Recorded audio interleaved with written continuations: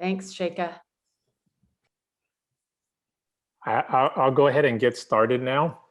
So hello, my name is Ignacio Avila, and I am the Principal's Tech Facilitator from the Whittier City School District. It is my pleasure to introduce our presenters for this session, Cindy Bach and Kathi Denny.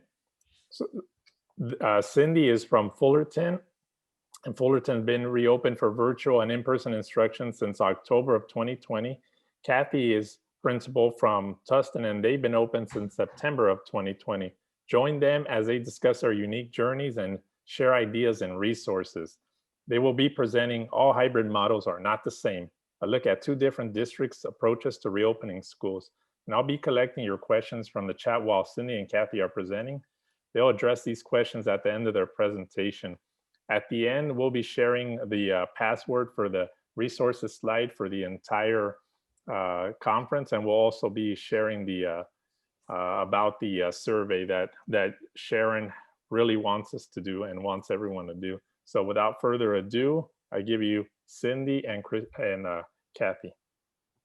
Thank you for that intro, Ignacio. Hi, everybody. I'm Cindy Bach, and as Ignacio said, I'm the principal of Laguna Road Elementary School in the Fullerton District. I've been in education for about 16 years, and it's my 6th year as an administrator in Fullerton, and only my 3rd year at Laguna. It's been quite a journey this year, and so I hope that we can help alleviate some anxieties that come with reopening, as we've had some trial and error moments and mistakes made and learning had. So hope it's a helpful session for you. Awesome. Thanks, Cindy. I'm Kathi Denny. I'm the principal of Tustin Ranch Elementary School and Tustin Unified School District. I have been the principal there. This is my 3rd year. And boy, this year was probably one of the most challenging and with the ability to be flexible and pivot and bob and weave, however you see it. But we have a beautifully diverse school with about 60% of our population on site. So we're excited to share with you all that we have learned going through this. And you know, it's two different, like it says, 2 different models. And I hope that you get quite a bit from what we have to share with you. So I just threw this in there. We can do hard things, and we've got this. It really lean on each other, work together as a team, and you can do it. And I added this little picture of our students sitting in class, and you can see our students live streaming as well. So it's just kind of a little snapshot into what the daily life looks like for our teachers and for our students. So the focus of today will be kind of around 5 questions. We're going to talk about safety. We both have different learning models and modified schedules, so we'll talk a little to each of those. Our learning environments, both in the classrooms as well as at the school level, instructional practices that we're seeing in the classroom, and then just lessons learned from our experience. So in terms of safety, this is probably the most anxiety-inducing thing during a pandemic, to talk safety and to make sure that students, staff, families are safe. And so in Fullerton School District, our district has required everyone to wear a mask. That includes K2 students. Every teacher has a plexiglass shield at their desk, and the students are seated 6 feet apart. We switched out our double desks for all single desks, so we can fit more desks in the classroom. We have a 31:1 in primary and 34:1 ratio. And so we can fit about 17 desks in the classroom. We have hand washing stations, automated sanitizers wherever you go. Daily temperature checks are held in the thermal camera tent. We have a little tent that students walk through. If they run a higher temp, so 100.4 and higher, we guide them to the hydration tent where there's water, coloring pages, crayons, so they can kind of relax. And then another temp check is done after 10 minutes. And then if their temp continues to run high, they don't enter a school building. They go to the wellness tent, another tent that's in a more secluded area for privacy. And the health assistant is there supporting them, contacting the parents, making sure that they go home and get treatment. We have cleaning throughout the day. We sanitize nightly. We use an atomizing sanitizer wand that is sprayed in the room and then left, and it's supposed to grasp onto all the germs and kill them all. So that's been helpful. And then our staff is required to do bi-monthly, so every 2 months, COVID testing. And they offer an optional testing opportunity every Tuesday at one of our junior high school sites. Great. If you look at the TUSTIN Unified School District, ours are very similar. Everyone wears a mask. Each student and teacher has a plexiglass shield. Students sit 6 feet apart. We have paw prints all behind the classrooms and anywhere students would be gathering to maintain that 6 feet apart distance. We have multiple hand washing stations on campus or in the school itself, and then portable ones outside. Temperature checks and hand sanitizer daily, hand washing stations. We have a care room for students who have a fever or COVID type symptoms. And it's kind of similar to what Cindy was talking about with the hydration tent, very similar to that. We have cleaning throughout the day. I'll show you in our schedule because we have an AM, PM. Teachers clean in between AM and PM sessions, and custodians clean before and after school. There is COVID testing for students and staff and dependents, and we have a symptom decision tree, so you could, which was given to us by our nurses, and it just kind of gives a breakdown when a student has 2 symptoms or 1 symptom or 3 symptoms, what to do next, which has been super helpful. And then I also added up here at the top, at the top of that slide, oh gosh, sorry. Okay, at the top of that slide is our welcome back video. It's not good. It's me just kind of talking to the kids and giving some examples of our procedures that were going to be in place. So when they came back to school the first day, they all knew exactly what to do. And our teachers each trimester play it again to remind those that are on campus, and then play it for the students who are coming back as well. Here's some pictures at Laguna Road. You can see on the top left, this is our temperature check tent and our thermal camera. This is the front of the tent. It's death by signage at Laguna Road. There's signs everywhere to remind students to keep the 6 feet distance, that staff and students on campus only at this time. We've completely limited any non-essential visitors on campus. This is a picture of our staff lounge. And if it gives you any sense of comfort, we've had multiple cases of COVID at our school, more than 10, and not one has gotten it from school. There has not been a spread at school.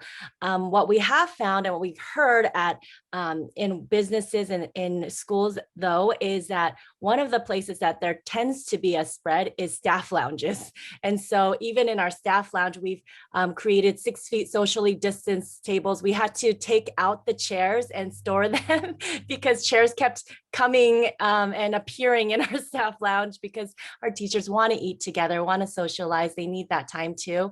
There's a personal responsibility station over here with wipes. And so the expectation is that staff comes, they wipe down the table, they eat, they wipe it down before they leave as well. And then this is where the students eat. We have little decals. I say, park your bottom on the blue, and they have to sit on the blue square. And then for our kindergarten friends, they don't go through the big tent, the temperature check tent.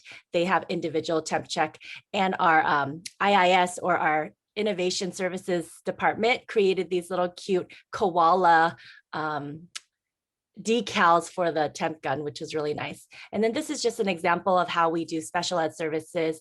So we have face shields, masks for students, for staff, lots of PPE available. And we do have individual desk shields for students and staff who are servicing students that are less than 6 feet away.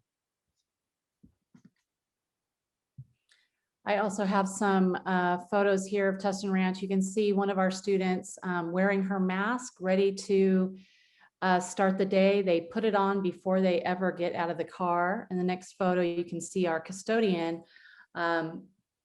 This infrared light cleaning machine he's got that just cleans everything really quick, walk through and spray it down. You could see another student here. You can see the plexiglass shield behind her, and some of our classrooms have the seats on the canisters, which we were able to borrow from middle schools and high schools. And then we have some of our rectangular shaped furniture, but we were lucky enough about 5 years ago to get all brand new furniture and tables for our scholars to work collaboratively. And well, that caused a little problem with trying to keep us 6 feet apart, but we are using the furniture we can. And luckily we have reached out to our middle schools and high schools, and they have been super generous with letting us borrow some of their individual desks. And you can this one on the right is just another photo of our classroom. You can see the iPad. That's our virtual learners all on that iPad, which is facing the smartboard. So that's how our students are able to see, but our virtual students are able to see the instruction, but you can see the clear plexiglass shields. Here are the paw prints. We are the Tustin Ranch Cool Coyotes. So everything has a paw print where they stand, and students wait in line to come in class. And then one at a time, we have wall mounted thermometers that they walk up to, take their temperature, get some hand sanitizer, and go to their seat. And that's just a couple more photos of kids 6 feet apart with their shields and masks. And like Cindy had said, we also have had some COVID cases, some exposure to people with COVID at our school, but nothing throughout our entire district has been, no student or teacher has gotten COVID from somebody else at a school site, which is just really great news. What we're doing is working then. Right. So let's talk modified schedules. So in Fullerton School District, we offered 3 learning models essentially to our families. Students could be full virtual, or they can come hybrid, 2 to 3 days a week on campus and 2 to 3 days a week at home, or they can come 5-day, meaning they were 2 to 3 days in the classroom with their teacher, and then 2 to 3 days in another location with the supervisor, zooming into instruction. Our cohorts are split up with Monday, Thursday, cohort A, Tuesday, Friday, cohort B, and then alternating Wednesdays, students come in. So they might come in Monday, Wednesday, Thursday one week, and then Monday, Thursday the next week. And then as far as arrival times, we have them arrive 15 minutes before the bell. Our teachers do not have any other duty other than to open up their classrooms early, 15 minutes. There are 3 entry points onto campus. And then we do have staggered end of days. So kinder releases at 11:45, first through third at 1:05, and then 4th through 6th at 2:05. So the difference between virtual and in-person, like hybrid or 5-day, is that for our virtual students, we just went by what the requirements are for distance learning, the required minutes. However, if you're in person, your child gets 1 hour, 60 minutes extra enrichment instruction time with their teacher or in the supervised distance learning. So there definitely is a stagger at the end of the day. And then as far as recesses and lunch times, we have color-coded zones, and they have a schedule that they have to follow. We have 3 separate arrival and dismissal gates on campus. Like I had said earlier, we are an AM, PM. So your child is either in the AM session And then there's an hour between AM and PM or a PM session. And so there are 3 separate arrival and dismissal gates on campus. We have a TK, K, and 1 gate at one side of the campus over by the kindergarten playground. And then we have a 2nd and 3rd gate and a 4th and 5th gate. We have staggered start and end times and multiple recesses with cleaning in between each recess. And then we have recess zones. So there's 4 different zones, and each day students have a different zone. Color-coded gates per grade level. So one of the gates is the white gate, one is the orange gate, one is the blue gate.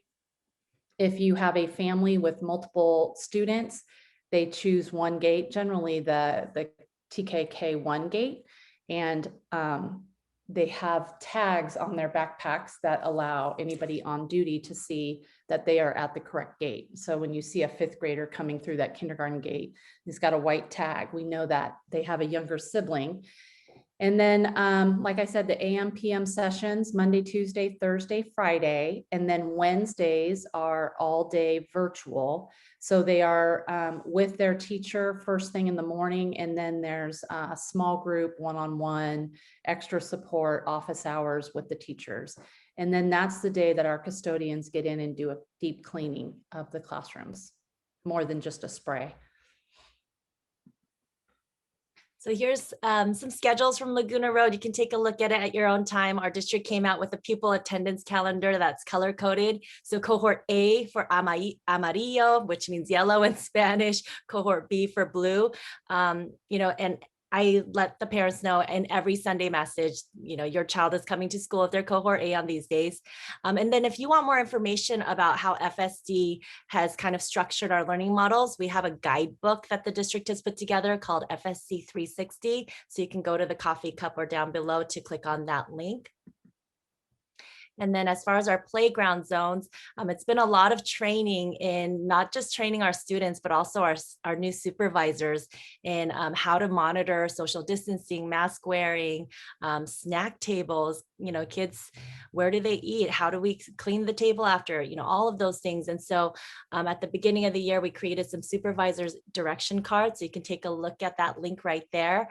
And it kind of details out for the supervisors what their day looks like. The other piece to that was there was a lot of turnaround and quarantining. So like, let's say somebody came down with COVID and we'd have another supervisor kind of step in, or roles were shared. And so we needed to make sure that every supervisor knew their roles.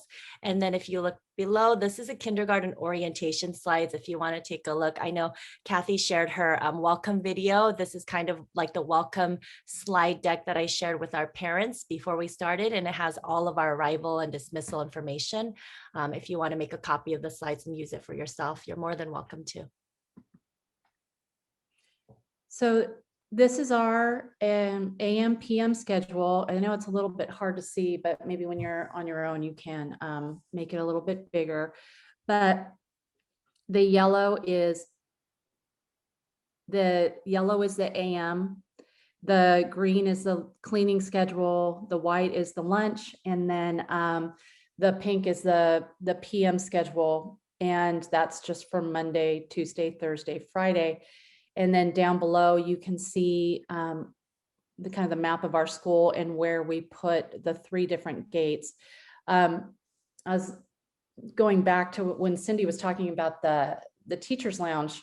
I like the idea of how she did it. We've just closed ours.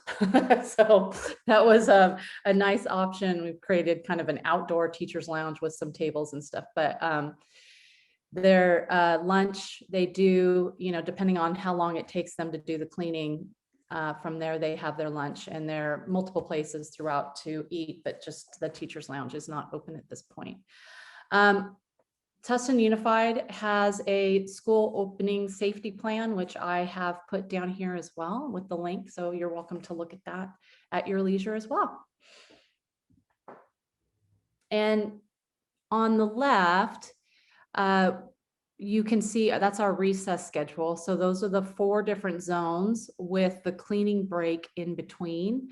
And then The numbers next to the teachers in the zones, I have little numbers in parentheses. Those were the amount of students in each zone. And that one was done at the beginning of the year. The numbers are still relatively small, and I haven't updated the numbers recently, but when they're outside and playing outside, there's so few of them in such large zones that it works out just fine. You can see the slide on the right, the 3 different zones. There's a grass zone, blacktop zone, sand and swing zones, and then a structure zone. So each day they get a chance to play at the different zones. It has been kind of a creative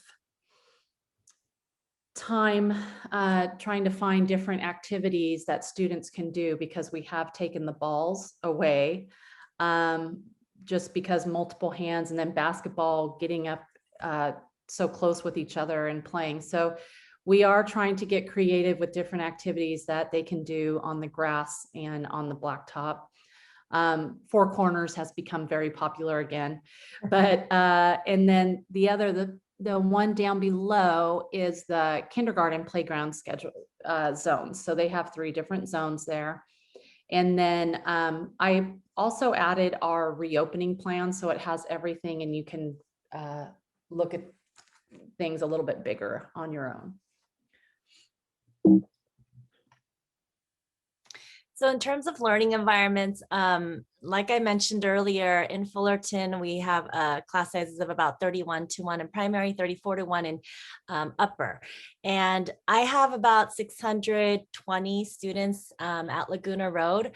The majority of them selected distance learning to start the school year, but that number has been getting larger. So on average, I have about 100 to 120 students on campus a day. So that's not a lot at all. And so the teachers have really set up in a way to address the needs of both in-person and virtual learners, but most of our teachers have virtual learners. So our teachers will have anywhere from no kids in the classroom to right now we have like up to 15 kids. And so again, the numbers are rising in terms of in-person, but many still virtual. And so the teachers were all provided a laptop, an iPad with a gooseneck clip, and they're typically at the front of the class, and they project to a TV with an Apple TV or a hard wiring. And so that has been minimal, but some teachers have brought in like another iPad or another device so that they can use one to project themselves on the screen for the Zoomers and the Roomers, and then one iPad so that they can project what the work that they're doing. So kind of like a document camera, and then another iPad they've brought in so that they can see the gallery view of all the students and their boxes on the screen. So that's one of the structures, but everyone kind of did it a little differently, but that's been one that I feel like has been working well. Very similar. I mean, we have in first and second grade, our maximum student to teacher ratio is 26. So in those classes, we have 13 to 14 students in the AM, 13 to 14 students in the PM, but on campus, like Cindy was saying, there's fewer. They are coming back little by little. We started with in September with about 60-40. And now we enter our 3rd trimester on Monday, and we're looking at about 70-30%, 70% on campus, 30% at home, learning virtually. So the numbers are rising, and our upper grades have up to 17 students in each section. They are 6 feet apart, facing forward. Teachers have their desktop, their laptop, and their iPad all kind of arranged. Like Cindy was saying, everybody has kind of a different way in which they set up, but the students use their smartboard to project onto the iPad, and the students at home are on the iPad looking at the smartboard. And most teachers, if they are interacting with their students at home, they jump in front of the iPad at the smartboard, or some of them use a laptop at their desk to interact. And then once again, all our students have shields and teachers have shields as well. Here's some pictures of a kindergarten, second grade, fifth grade, and sixth grade setup. So you can see typically their setup is in the front of the room. This teacher moves back and forth. This is the front of the room, the back of the room. You know, all this. In this classroom, the teacher actually had the students facing, but he's since changed it because his numbers have grown and he couldn't fit 15 students in here all facing each other. So this, just to give you a little idea, these are the individual desks. We're not as fancy as Tustin Ranch. We don't have the caster desks, but we made it work. And yeah, the students don't share desks. They have their own. Is with the limited number of students coming in person, what our teachers have done also is they'll set up all the desks and they'll just have every other desk use between the cohorts. Here's just another photo. You can see these are this is the furniture we borrowed from the middle school and high school with the shields, with the iPad, and you can see in the picture down at the bottom with the smartboard and you can kind of see the neck of the tripod and the iPad facing the smartboard and the teacher just to the left of it. And we also have tables that are split in half with, you know, one student on one end of the table and one student at the end. It was really teacher preference on how they wanted their classroom to be set up. It was mostly the upper grade classes that have more students chose the desks, the canister desks, and the one on the left is a combination second, third grade class. And these are second graders on those seats, and they really are quite large for them, but they love them. They feel like big kids in those seats, but. So fancy. One of the things that has helped did help our teachers back right before reopening was our TOSA team actually scheduled individual time with our teachers to come out and kind of work through some of the kinks of what setup could look like. They also sent out a mock instructional video of what simultaneous instruction could look like in a kindergarten, in a third grade, in a sixth grade class prior, so that the teachers had a good sense of what it could look like, had all of the materials ready, had TOSA support so that they can ask questions and the TOSAs could share what they've been seeing at other school sites. So that was really helpful for us.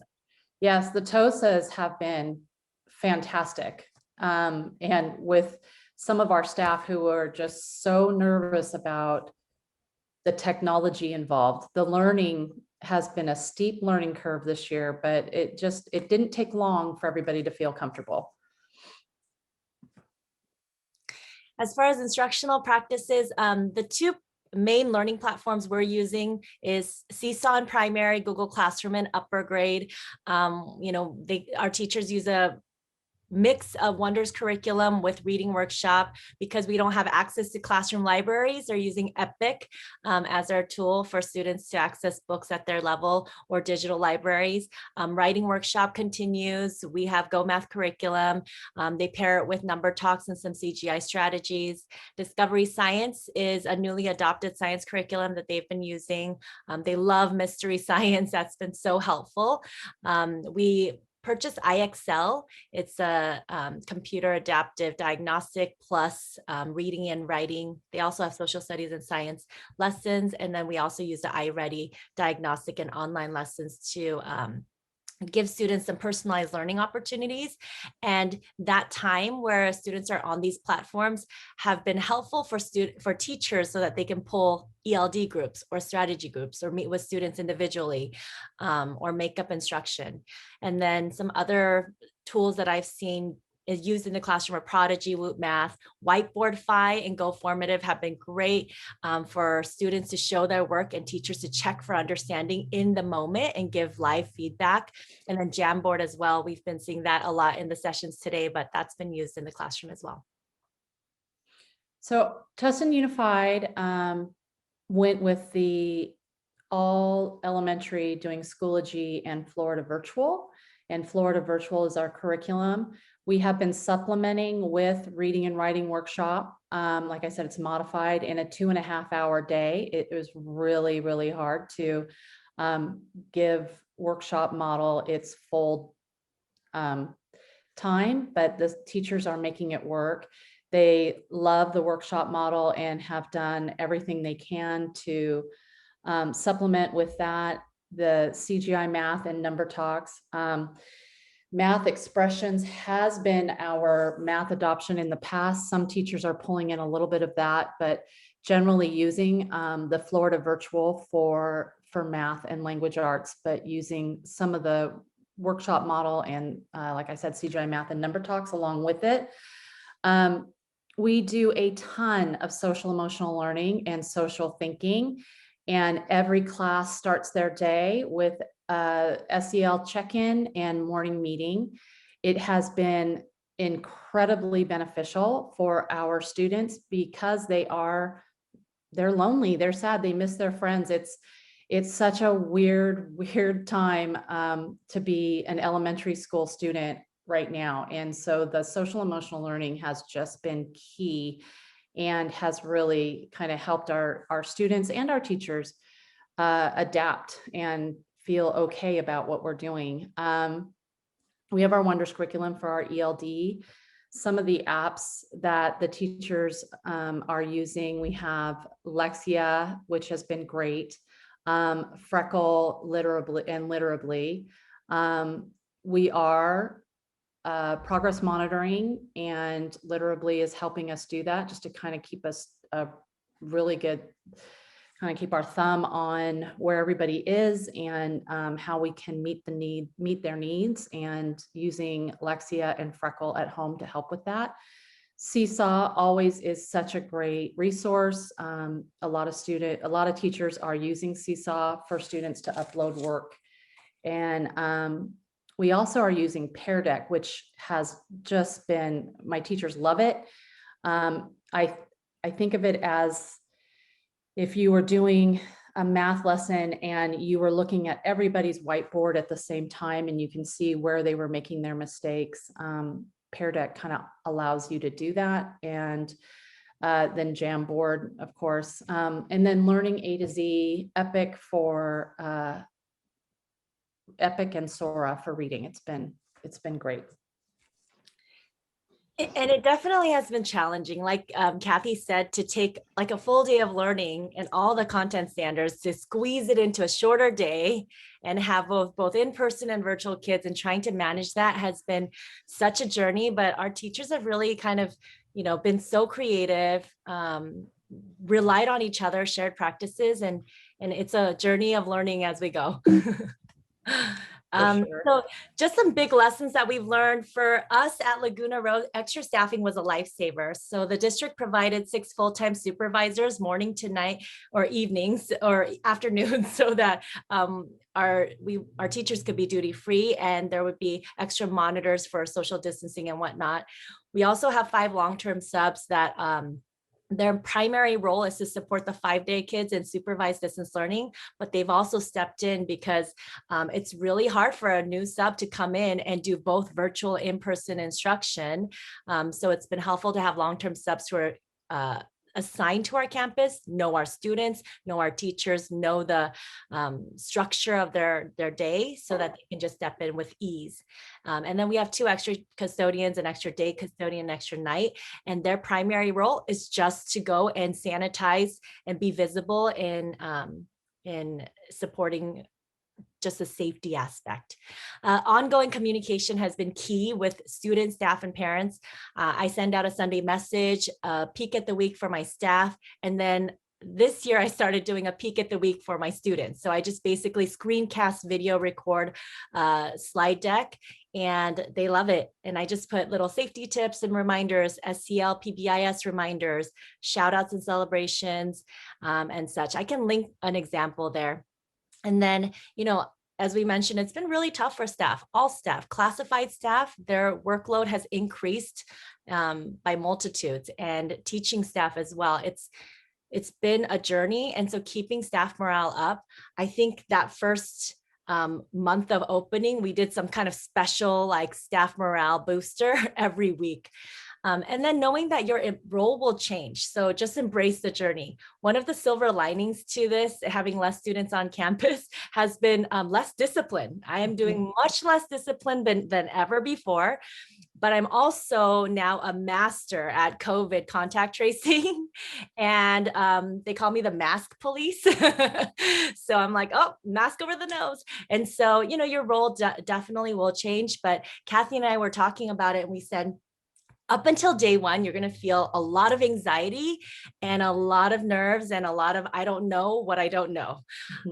Day two, you'll feel really good, because on day one, you'll see, oh, okay, now I know what I don't know, and I can move forward and correct and fix what didn't work. So just know that that anxiety is real and it's normal, and try to talk yourself down off of it. Use your SEL strategies because it will get better with every day. It's a trial and error. We're all designing as we go.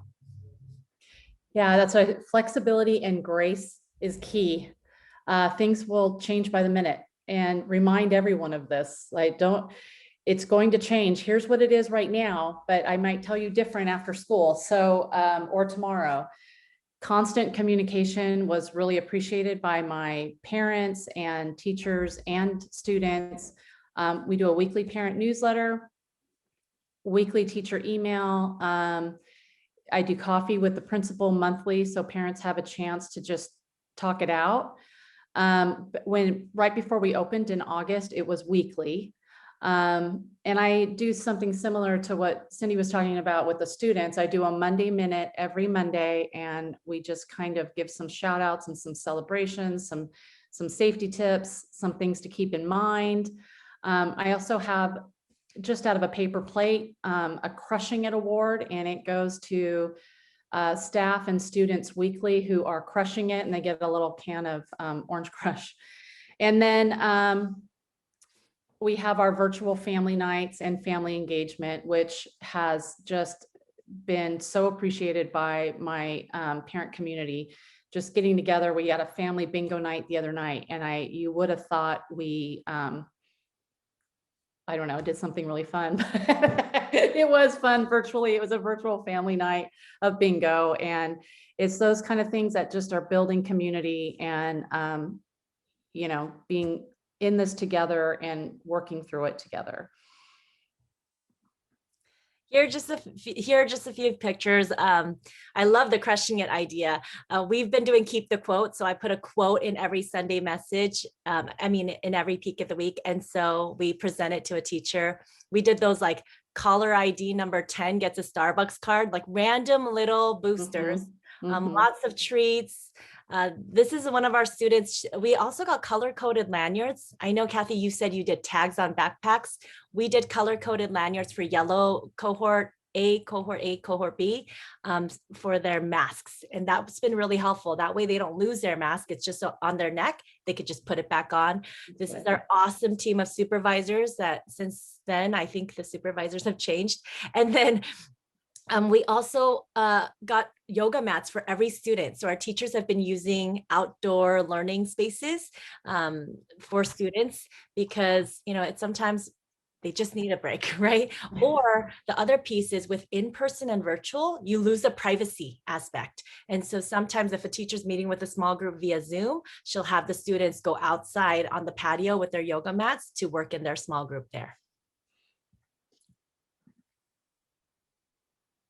Here's just a few pictures of, this is the Crushing It award. So it's just a paper plate with the Orange Crush, coffee with the principal, family bingo, morning meeting. This is a teacher did a physical zones of regulation check-in, and then just some teacher appreciation. This one was Valentine's Day. I can't take credit from this. Several principals were doing it.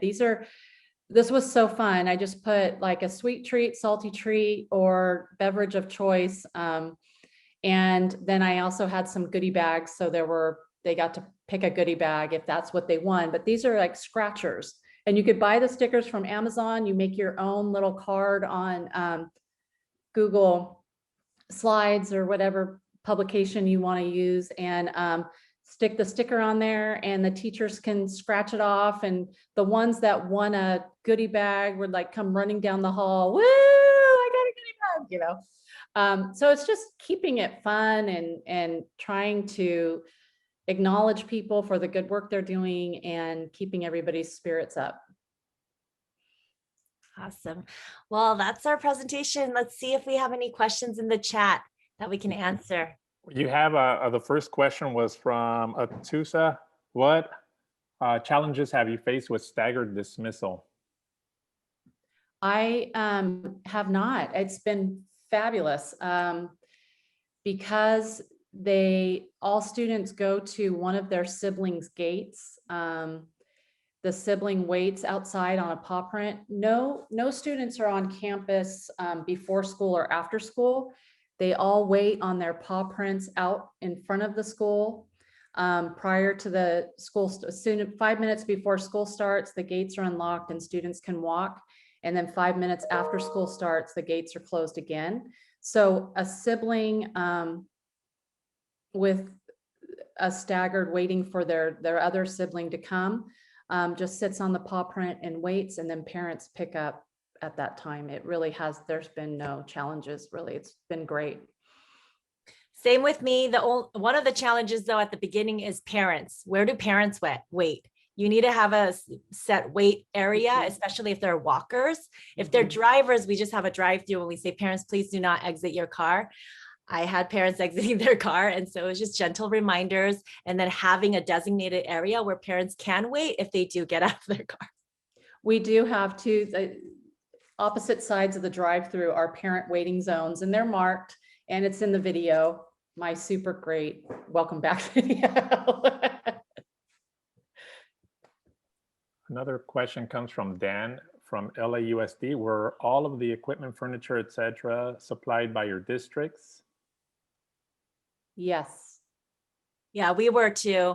We put all of our double desks in storage, and what they did was they did like an inventory of the entire district, and then try to give all the classrooms those individual desks, because you can fit more in a classroom and social distance. Yeah, very similar. And in what ways did you go beyond what your district required in regards to PPE and safety procedures? I don't think I went above. We had so much opportunity for PPE and safety measures. I mean, our district really thought of everything, probably more than I would have thought of on my own. We are very well protected, both all staff, all students. I have not gone beyond what they have provided. And in the slides, there's a link to the TUSTIN Unified and welcome. The safety measures are all in there, and everything that they have provided us is in there. So it's quite a lot. Another question is, how does small group instruction work with a 6-foot distancing? It's not 6-foot distancing at Laguna Road because they have shields. So the distancing, you can get closer. It's actually 4 feet with shields. But with shields on, with masks on, face shields, we have allowed them to come a little closer to be able to service the needs of our students in a smaller group. Same. And then there's also breakout rooms for small groups virtually. And then on Wednesdays is when teachers do a lot of their small group instruction, because we are only on campus 2.5 hours with the teacher. So Wednesdays has been a big day for small group instruction, and that's all done in breakout rooms virtually. Any Wi-Fi connection issues, slower speeds? Our first day, the whole city of Irvine and city of Tustin dropped their Wi-Fi. So first day was a little challenging, but you know, there's little glitches here and there, but our tech team has really stepped up and made sure that whatever has happened, you know, you learn as you go, And as they learn, they pivot and create better systems for us. Yeah, Are- same with us. The tech team at the district and on site is critical to helping you. And Mhm. the teachers just being flexible. Like one day we just shut down like an hour early and everyone's like, global play day for the afternoon. Asynchronous work. Yeah. Are all students logged in on Zoom every day or only on the day they're doing distance learning? Every day for Every day. person. Yeah. And our attendance is awesome. Like we've had great attendance. I think part of it is the convenience of not having to. Right. See, and that brings up a good point, because even my hybrid students that are on site, if they have to quarantine or if they just can't be at school for whatever reason, they still log in and join class just remotely that day. Yeah. How many TOSAs at each of your districts?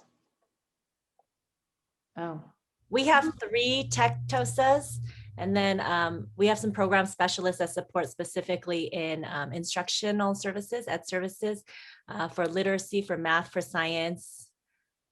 But our 3 tech TOSAs were the ones that came out before we reopened and helped all of our teachers kind of set up.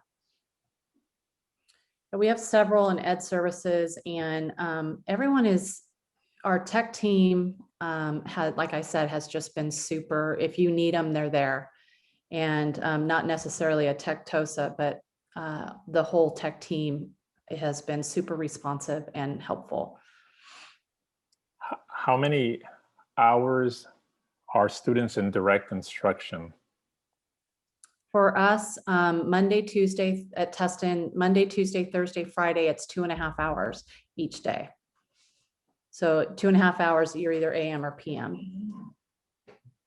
And then Wednesdays, it's 45 minutes of direct instruction virtually, and then the rest is a small group.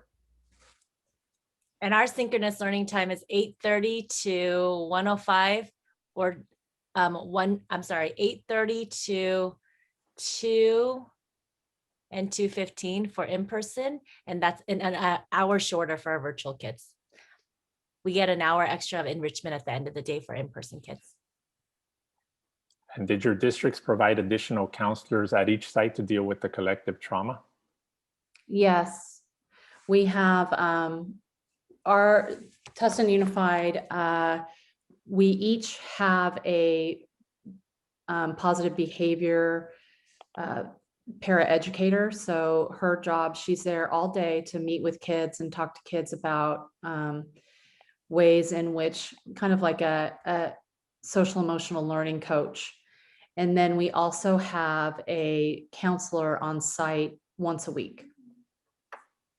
We have a mental health therapist 3 days a week and school psych 2 days a week. We also have a great PBIS support person at the district that works with our on-site PBIS coach, and they've been doing some really cool work.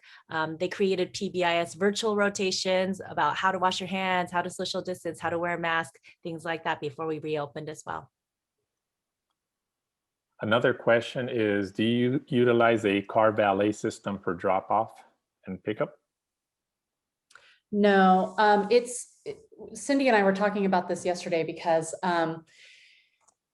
before reopening, my biggest angst came from the parking lot. Like, how am I going to, with the different staggered start and end, and how am I going to make sure one group is gone when another comes in, and how is this all going to, but then when they came, it was so few students that our parking lot is a dream.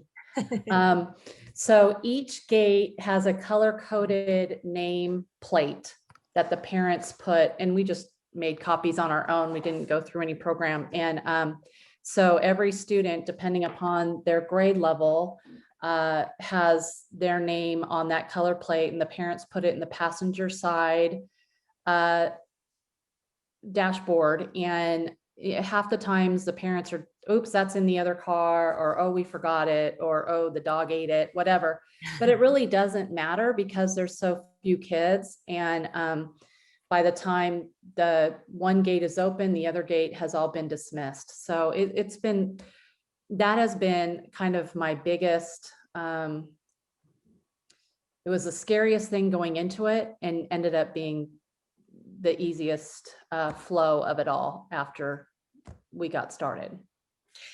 And we don't have a system like that either. Our students just all wait. There's a grade level waiting area at the front that's very labeled, and they wait in their area. The cars pull up, the kids go to their car and they're fine. It's not enough cars to cause traffic jams or confusion. But if our numbers increase, I'm probably going to utilize a system like Kathi has, where they have a nameplate so that the supervisors can call out the student names if they're not paying attention, but it hasn't been a problem for us yet.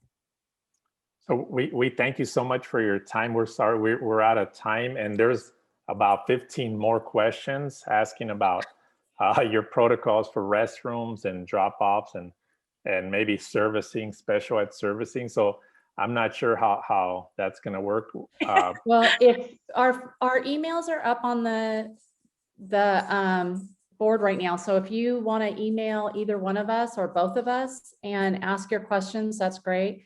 Bathrooms, we used a magnet system, only 2 kids in at a time, and they put their magnet on the door, and if there's a magnet, you wait. And so, but I know there's tons of questions. So if you just want to email us, we're happy to respond. Thank you so much. Thank you so much, Cindy and Kathi. And as a, for the conference, please fill out the survey, and you'll find the survey by going to the homepage, to the console of the ELC conference. And then for resources, the password is 22721. You'll have all the resources available to you, including the slideshow, including all the email addresses for everyone. So again, 22721.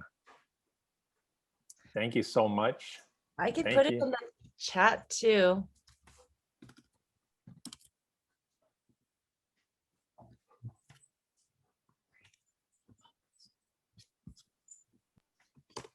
Thank you.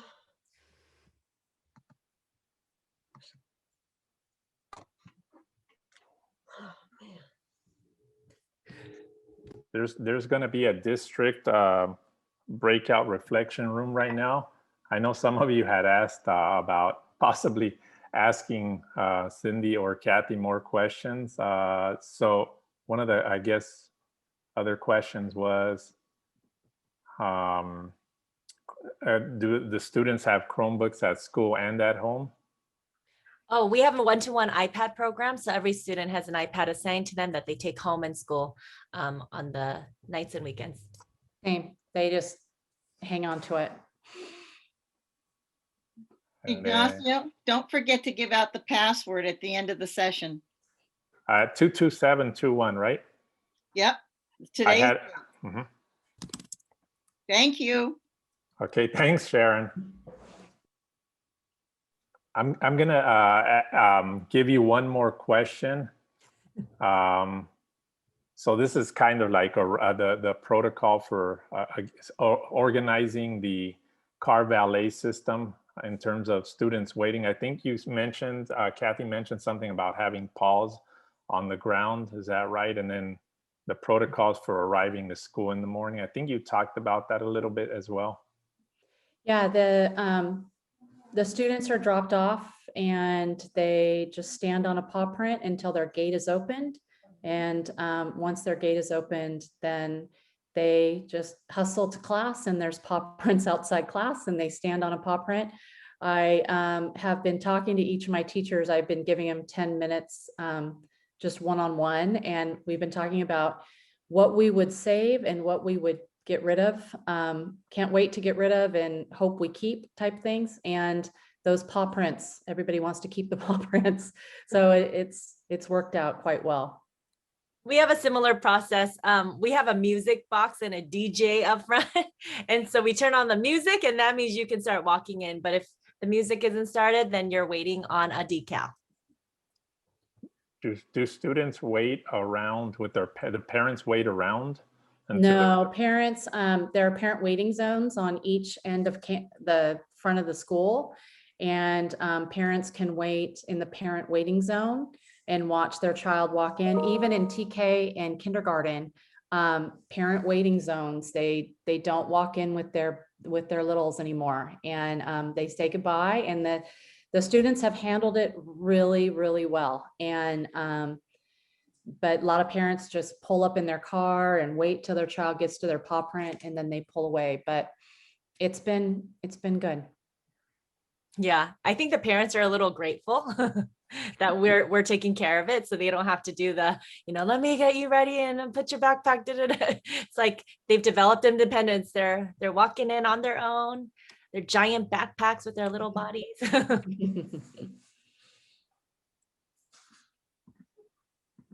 I think somebody asked for that password again. That password again is 22721. I dropped it in the chat. And then someone asked, how do we get back to the main session? You could get back by leaving this meeting, and then in your browser, you should have a window is open already with the Cotsen conference homepage or console. So right now there's district reflection rooms available, and I believe you can access those through the Cotsen homepage, ELC conference homepage.